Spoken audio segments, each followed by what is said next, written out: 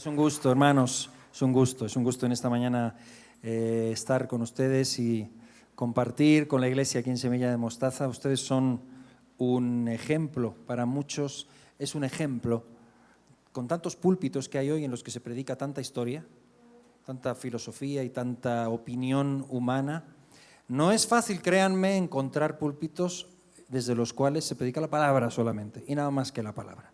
Y eso es digno de alabanza, eso es como para felicitarles. Así que les felicito y me encanta cuando llegas a un lugar y te dicen, no, lo que el Señor ponga en tu corazón, qué bueno, pues sí, lo que el Señor pone en tu corazón, pero cuando te dicen, no, ¿sabes qué? Estamos estudiando la palabra y vamos por aquí, nos gustaría que nos hablaras de esto, eso me gusta más todavía, porque pues es una manera de no equivocarse, dejar que la palabra hable, no andar dando, como decía el pastor, opiniones de uno mismo, sino qué es lo que la palabra nos dice, qué es lo que la palabra nos expone aquí, ¿no? Así que les felicito, están llegando al final de la segunda carta de Pablo a Timoteo, que es, en opinión de muchos, y yo también lo creo, la última carta que le escribe. Es una carta en la que él ya ha dicho que está próximo a su muerte. Y cuando uno está consciente de que le queda poco tiempo, pues uno no suele decir tonterías, a menos que se le haya ido ya la cabeza y esté delirando, que tenga alguna enfermedad de estas así. Pero si uno está consciente, como es el caso aquí de Pablo, y sabe que le quedan días, semanas, horas, no sabemos, sabe que no queda mucho tiempo, ¿qué harías tú si sabes que te queda una hora? Pues yo creo que hablarías lo que realmente es importante, lo que realmente te importa. No hablarías de la Copa América, probablemente. Hablarías de algo que realmente quieres que quede con la gente que amas o con la gente más cercana a ti. Es lo que Pablo está haciendo y le está escribiendo a Timoteo. Esa es la segunda carta de Pablo a Timoteo. En esa situación se encuentra. Y hoy el final, que es el capítulo 4, comenzando desde el versículo 9 en adelante hasta el 22, y vamos a leerlo hasta el final. Es un pasaje, este pasaje que me tocó a mí compartir con ustedes, es un pasaje que contiene mucha información, muchos datos de nombres, detalles personales de Pablo. Después de estar hablando de doctrina profunda y redarguye, exhorta, reprende, insta, predica, fuera de tiempo, a tiempo, he peleado la buena batalla, he acabado la carrera, he guardado la fe, por lo demás me está guardada la corona de la vida, la cual el Señor dará a todos los que en Él esperan, etc. Ahora, en este pasaje que afrontamos hoy, parece como que Pablo se vuelve un poquito más humano, menos ahí arriba y más con los pies en el suelo, como que de pronto muestra ciertas debilidades y empieza a hablar de cosas que son necesidades para él, cosas que él necesita, cosas muy del día a día, cosas humanas, cosas cercanas, y lo vamos a ver, y menciona nombres, y siempre en el final de las cartas de Pablo son como salutaciones y está hablando de gente que son parte del contexto y del momento histórico que él está viviendo y del lugar, y nos ayudan a situar un poquito. Pero aún así vamos a ver que hay una enseñanza importante en lo que él nos dice. Vamos a leerlo, por favor, en 2 Timoteo 4. Voy a leer desde el versículo 9 hasta el 22. Estoy leyendo la versión Reina Valera, que es la única inspirada, no se lo digan a nadie, pero es la única, ¿ok?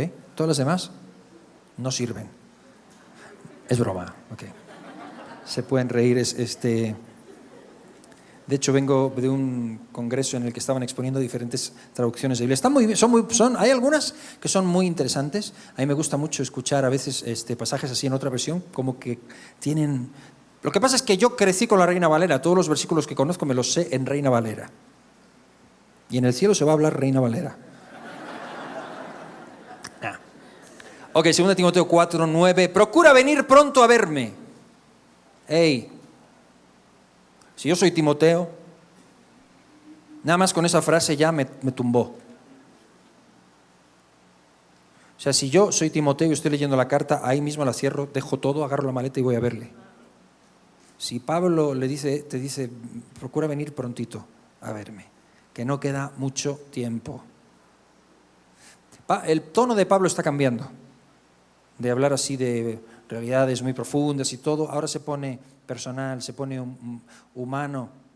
Me da esperanza, me alienta a mí, me hace ver que Pablo no es un extraterrestre, no es un ángel en cuerpo humano así, no es un Superman, es de carne y hueso, tiene emociones, tiene necesidades. Procura venir pronto a verme, porque Demas me ha desamparado, amando este mundo, y se ha ido a Tesalónica. Crescente se fue a Galacia y Tito a Dalmacia. Solo Lucas está conmigo. Toma a Marcos y tráele contigo, porque me es útil para el ministerio. A Tíquico lo envía a Éfeso. Trae cuando vengas el capote que dejé en Troas, en casa de Carpo, y los libros, mayormente los pergaminos.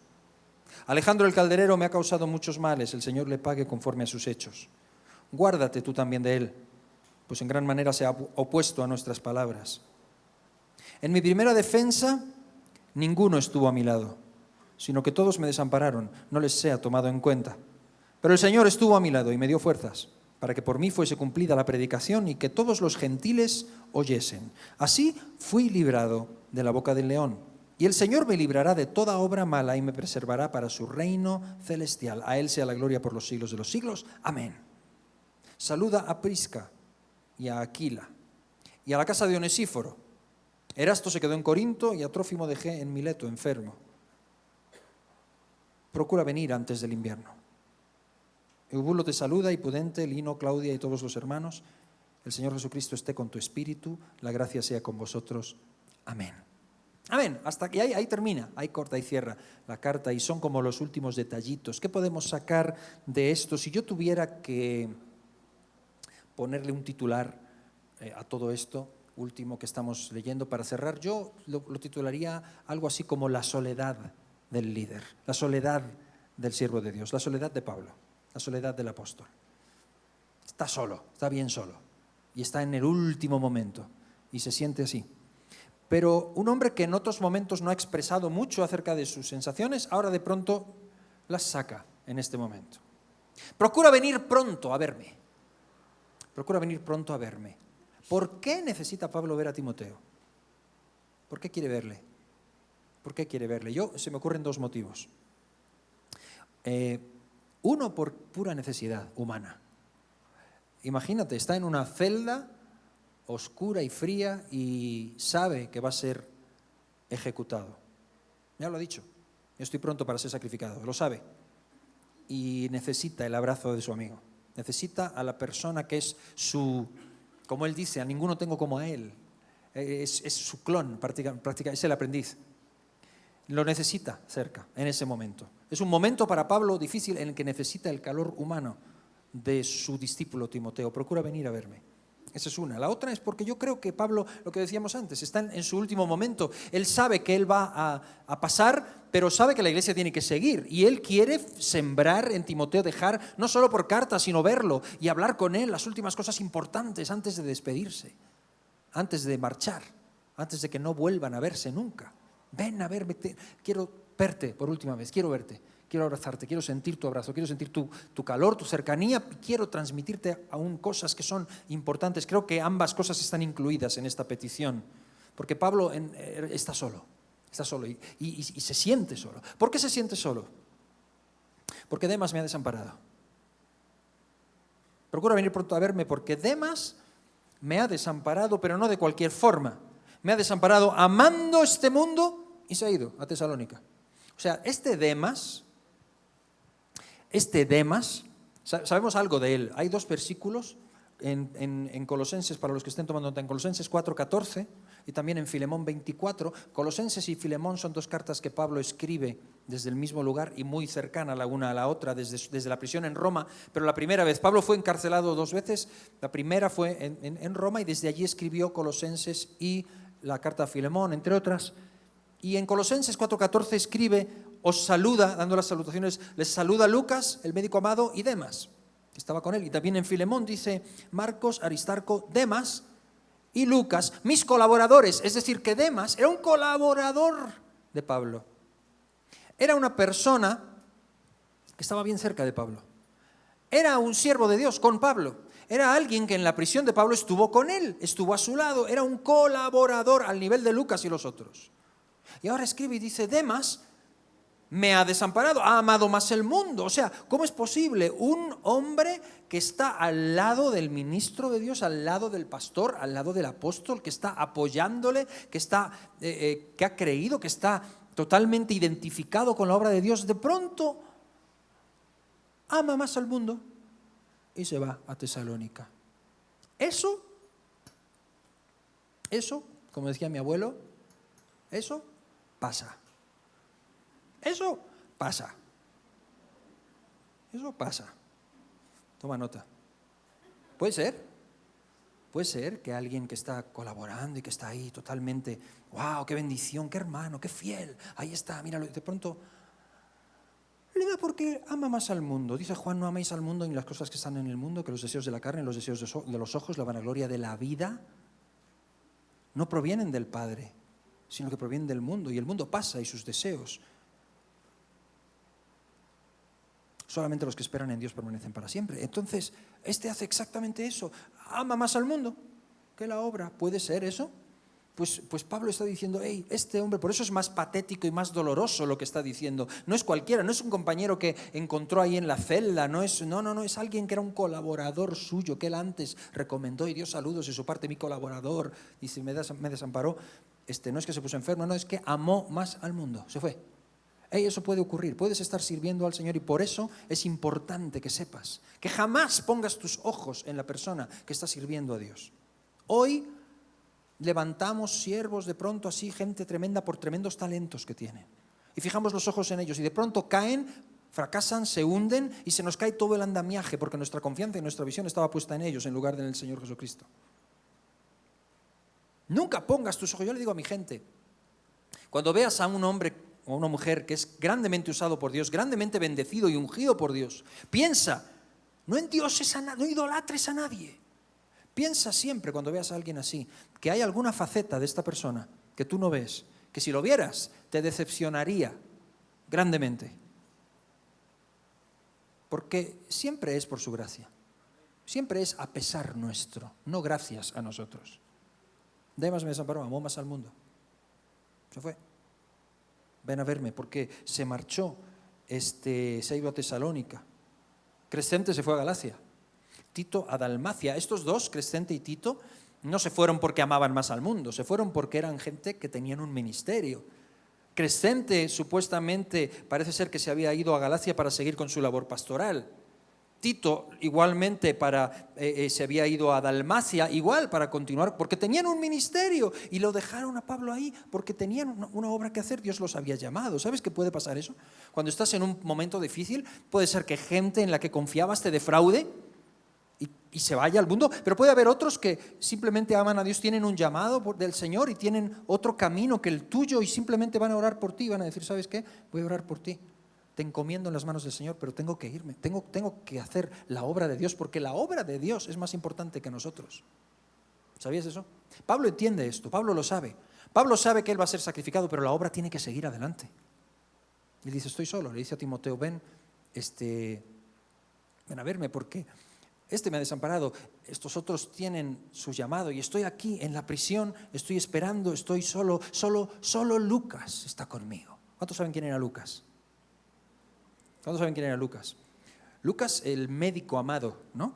El escritor del Evangelio de Lucas, el escritor de los Hechos de los Apóstoles, un hombre que no se oye mucho de él, pero que realmente merece una mención especial este hombre. Un hombre un hombre que estuvo con Pablo, fiel como pocos, estuvo con Pablo constantemente. Lo vemos en los viajes de Pablo, cuando escribe en Hechos, en los viajes de Pablo escribe en primera persona. Dicen, llegamos a tal lugar, él iba con Pablo en los viajes. Hay un punto en el que desaparece. Después vuelve a aparecer en Mileto, en el discurso de despedida de Pablo con los de Éfeso. Después lo vemos en la primera en el encarcelamiento de Pablo, está con él. Pablo necesitaba un médico en sus múltiples viajes y enfermedades. Necesitaba un médico y necesitaba un amigo. Y probablemente Lucas fue ambas cosas para él. Tremendo discípulo y tremendo hombre fiel. Solo Lucas está conmigo. Y luego dice algo increíble. Dice, toma a Marcos y tráemelo, porque me es útil para el ministerio. ¿Cuántos saben quién era Marcos? ¿Alguien sabe? ¿Saben quién era?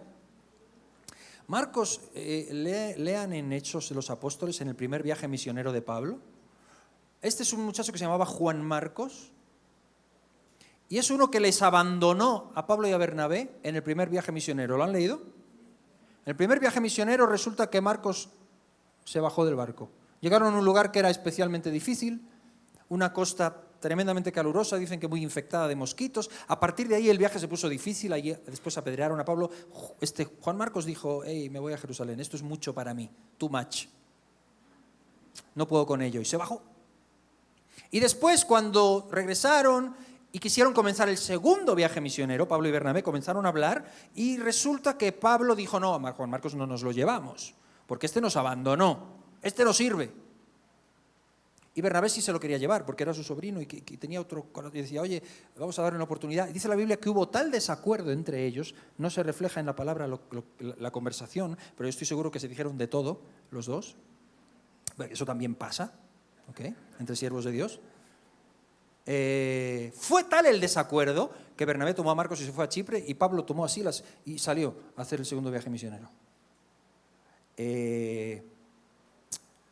Entonces Pablo dijo, no me sirve. ¿Y cómo? ¿Y ahora le dice, tráetelo porque sí me sirve? Pues no habías dicho que no era útil. ¿Cómo que ahora te es útil? Y aprendo algo. Fíjese todo lo que se puede aprender en la palabra, en cosas que parecen nombres y datos, nada más que del momento. Aprendo que, y debemos aprender, que el hecho de que hayas fallado en una ocasión no te descalifica para que Dios siga usándote. ¿Estás de acuerdo conmigo? El hecho de que hayas metido la pata una vez, no permitas jamás que Satanás convierta tus caídas momentáneas en un infierno eterno del que no sales. Porque no es cierto. Satanás es experto en engañarnos, es padre de mentira y te hace pensar que ya nunca más, no. Y luego como líderes, fíjate Pablo que en un momento dice, no. Y ahora dice, oye, tráemelo porque me es útil. Me encanta el apóstol Pablo, dice mucho de él esto, porque es un hombre que es capaz de reconocer algo que es contrario a lo que dijo. El gran Pablo dijo, a este no lo quiero. Y ahora dice, oye, tráemelo porque me es útil. Yo conozco a grandes hombres que jamás se desdirían de lo que, ¿se dice así?, de lo que dijeron. Porque eso significaría reconocer demasiado. Eso no vaya a ser que mi reputación se vea afectada. No, ¿cómo voy a decir?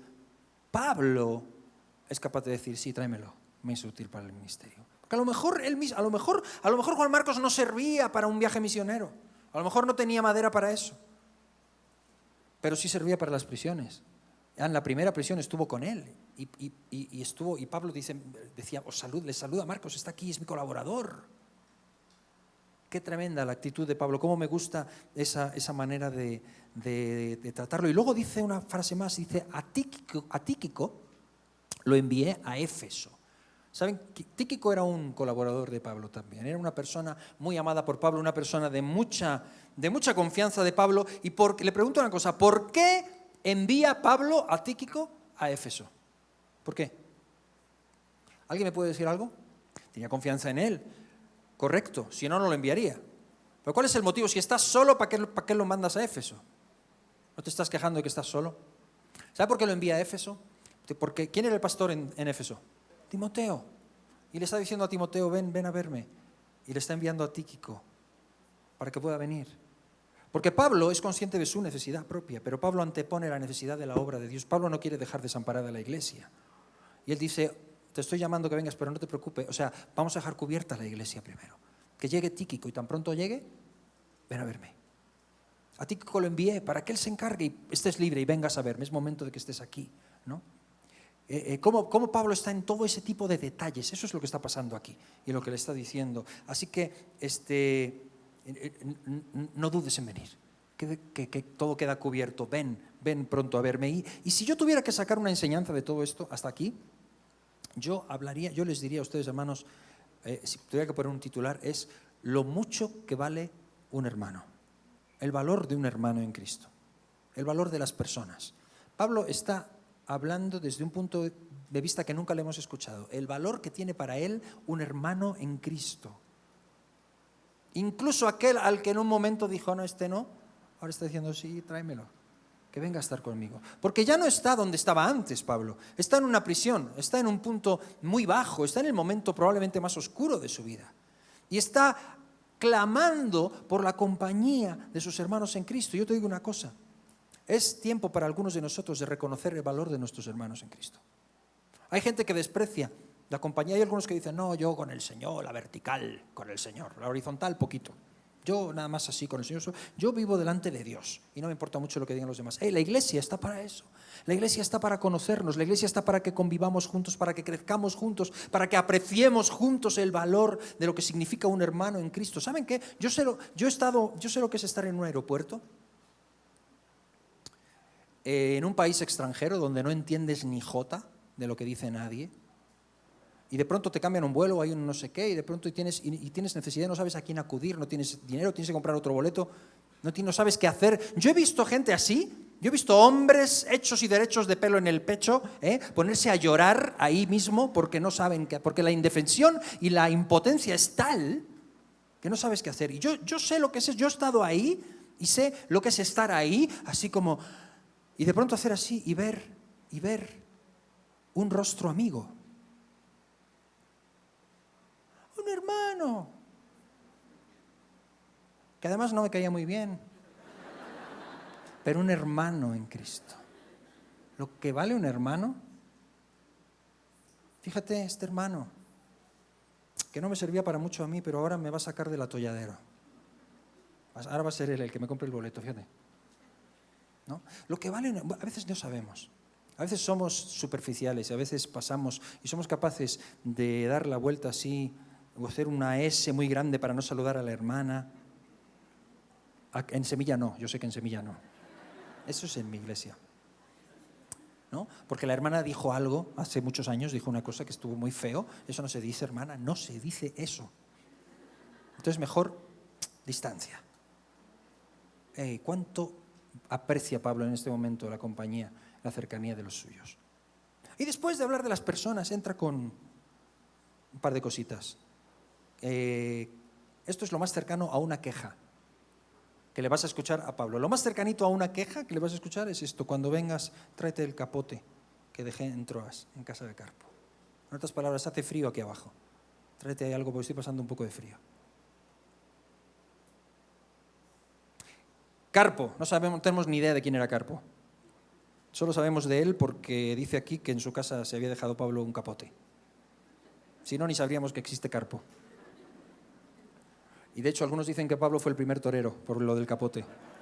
Se dejó el capote en Troas. Bueno, de hecho, fue el segundo. El primero fue Pedro, que cortó la oreja. A cada uno lo suyo. En Europa los inviernos son fríos, y más en una celda. Y Pablo tiene frío. Y le pide que traiga el capote para taparse un poquito y los pergaminos, los libros, y mayormente los pergaminos. Aún en su último momento, como Pablo... sí, piensa un poquito así en su necesidad personal, pero él quiere nutrirse de la palabra, quiere seguir llenándose de la palabra de Dios. Y ahora le va a advertir a Timoteo y le va a decir dos situaciones, le plantea dos situaciones que él las trata de manera distinta, son parte de su soledad, de la soledad del siervo de Dios. Una se refiere a Alejandro. Alejandro el calderero me ha causado muchos males. Cuídate de Alejandro, cuídense de Alejandro, hermanos. Hay como 5 Alejandros en Hechos de los Apóstoles. Alejandro era un nombre muy común, ¿ok? Entonces, algunos andan diciendo aquel era aquel, no. O sea, Simón de Cirene tenía un hijo que se llamaba Alejandro. Hay un Alejandro en Éfeso, que es un principal de la sinagoga, tampoco nada que ver. Hay uno en Primera de Timoteo, si estudiaron Primera de Timoteo, ¿sí? En el capítulo 1, ¿se acuerdan? ¿O ya no se acuerdan? Himeneo y Alejandro a quienes entregué a Satanás para que no aprendan a blasfemar. En Primera de Timoteo dice. Algunos dicen que este Alejandro es aquel. No hay base para eso tampoco. Pero bueno, si era, pues a lo mejor fue por represalias contra aquello, no sé. Lo que parece claro es que el testimonio de este tal Alejandro contribuyó a la pena de muerte de Pablo y fue alguien que se opuso grandemente. Y Pablo le dice, cuídate de él, porque es un hombre malvado, me ha causado males. Cuídate de él. Y fíjate lo que dice Pablo. Es un hombre que me ha hecho mal. ¿Hay alguien que te haya hecho mal? ¿Sí? ¿Has sufrido daño por parte de alguien alguna vez? ¿Alguien malvado que realmente haya ido contra ti? Mira lo que dice Pablo. El Señor le pague. Que el Señor le pague. En otras palabras, yo no le pienso pagar. Yo no pienso mover un dedo ni vengarme. No pienso hacerle nada mal. Lo dejo en manos de Dios. ¿Se puede estar sirviendo al Señor? ¿Se puede estar sirviendo a Dios y sufrir daño de gente malvada que a uno le quiere hacer mal? Servir al Señor y estar haciendo lo correcto no nos exime de sufrir una desgracia. ¿Sabían eso? Lo digo por todos aquellos que hablan de que no, de gloria en gloria y tiro porque me toca. ¿Ah? Lee la Biblia. Un siervo de Dios como Pablo, Alejandro el calderero, un calderero, uno que trabajaba en metales. ¿Quién era este señor? ¿Para tocar al ungido? Pues sí, me ha causado muchos males. Cuídate de él, ten cuidado con él. El Señor le pague. Yo no voy, pero que el Señor le pague. Que Dios le pague, como decía David, ¿no? Señor, dale su merecido. O sea, yo no voy a hacer nada, pero sí voy a orar que el Señor le dé lo suyo, ¿no? Que le dé bien. ¿No? Qué bien se siente cuando la justicia verdaderamente encuentra su camino. Yo no voy a ser la mano justiciera. No seas la mano justiciera, pero sabes que puedes dejarlo en manos del Señor. ¿Amén? Y ahora dice otro caso. Dice, en mi primera defensa, nadie estuvo conmigo.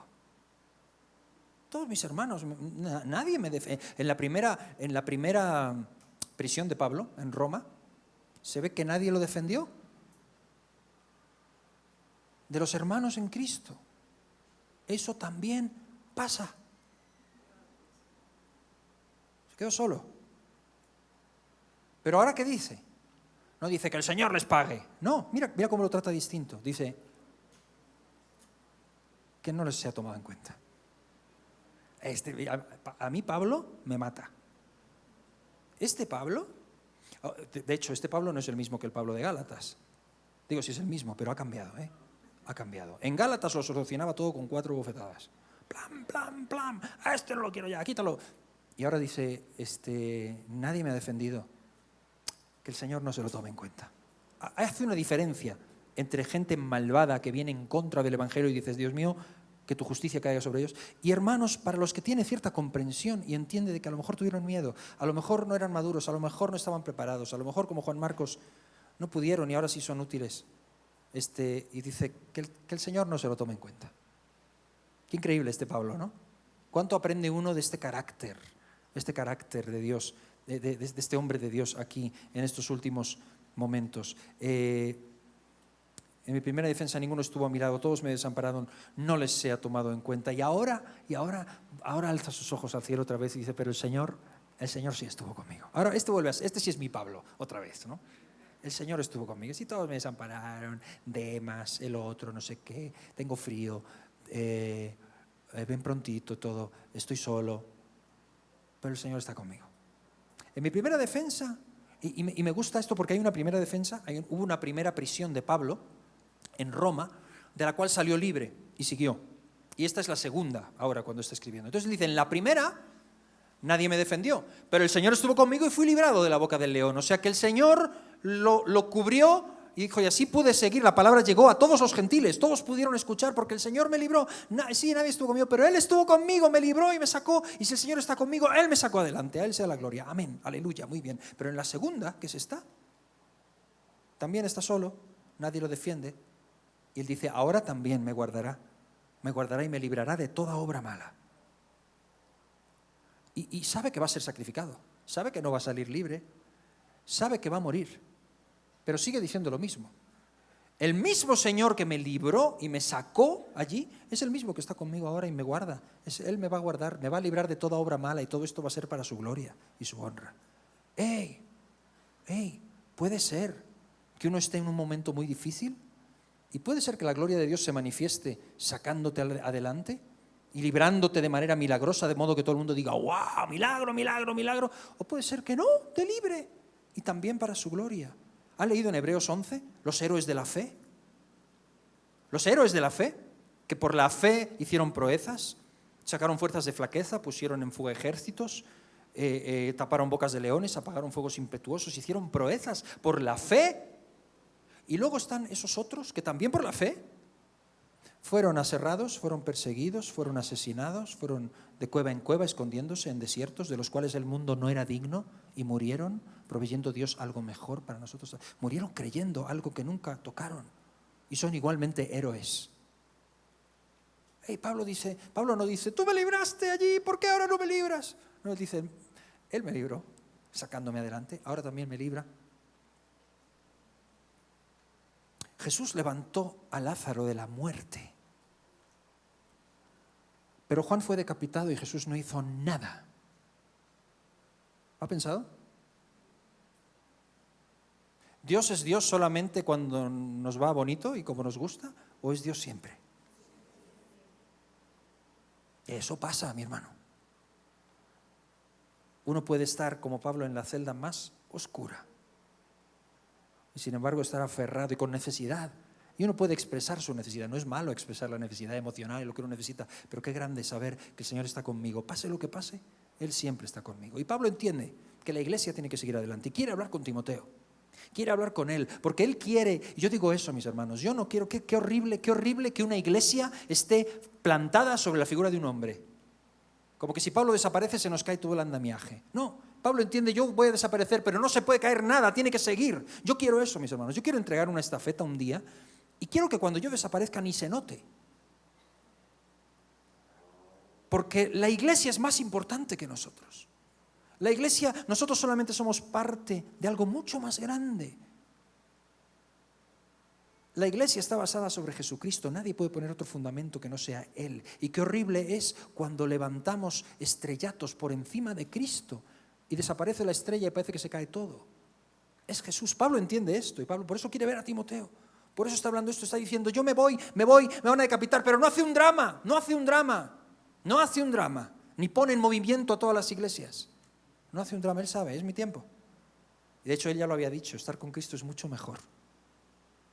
Y solo dice, estoy puesto en aprieto porque sé que aquí hago falta, pero estar con Cristo es mejor. Pero ahora ya entiende, ¿no? Ahora ya entiende que es su tiempo.